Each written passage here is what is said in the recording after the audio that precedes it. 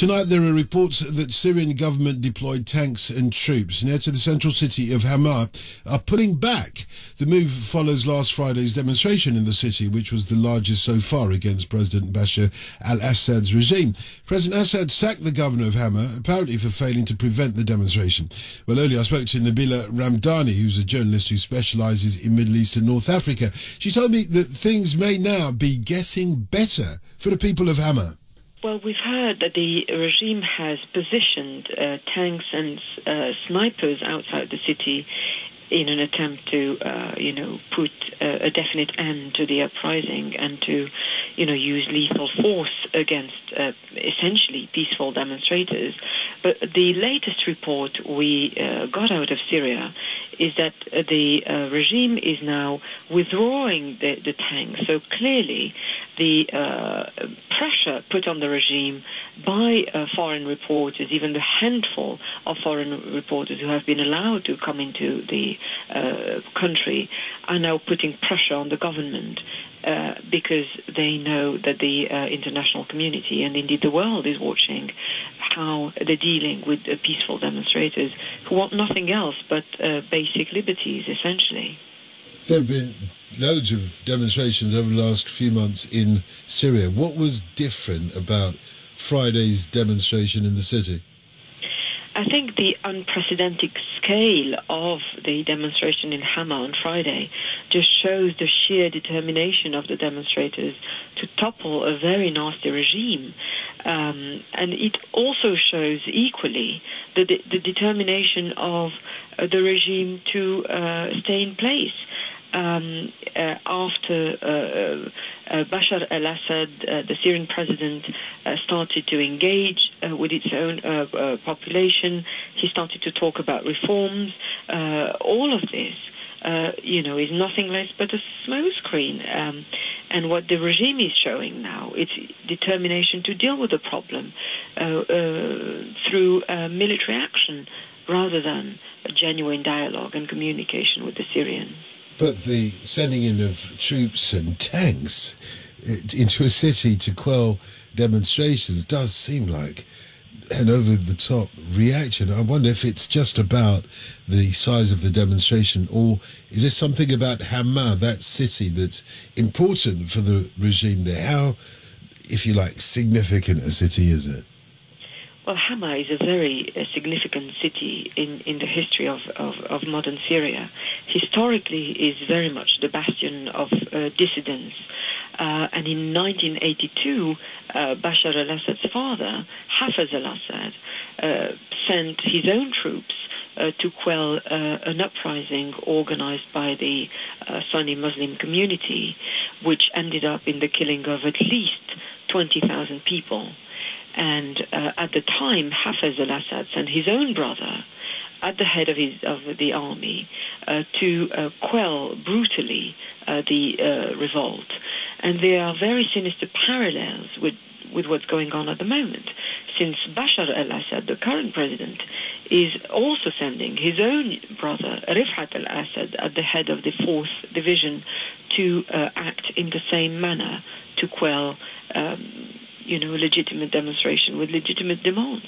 Do we know what's happened to the governor of the area, the region, who got the blame from the regime for the... Well, what exactly did he get the blame for? Well, Bashar al-Assad actually sacked the governor of Hama, Ahmed Khaled Abdelaziz, because, in his opinion, he was not good enough in dealing with the demonstrators, in the sense that he wasn't violent enough in his response to the demonstrators. So he sacked him on the basis that he showed weakness towards the response to the demonstrators. And if, as you say, Nabila, that the withdrawal of tanks and troops from Hama is due to the pressure from the handful of international journalists who have been allowed to report from the country, then where does this leave the continued protest and the crackdowns from the government there? Are they in retreat indefinitely now, or is this just to placate the moment? Well, I think the government is now very cautious about how to deal with the demonstrators, precisely because there are more and more witnesses on the ground who are able to file reports which the entire world can see. Let's not forget that at the beginning of the uprising, we saw the Syrian army, Syrian soldiers undertaking search houses, effectively rounding up all men above the age of 15, considered to be the fighting age. Men and women were, and indeed children, were arrested, tortured. Not so long ago, mass graves were found in Syria. And there's a huge refugee crisis with more than 15,000 people now said to have fled to neighboring Turkey. And so far, according to human rights organizations, 1,500 people have been killed.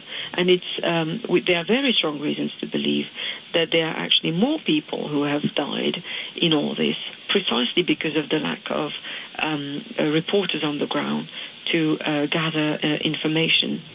But the situation is very tricky on the ground, because on the one hand you have a very large section of the Syrian population who is determined to carry out demonstrating, even if they know perfectly well that they're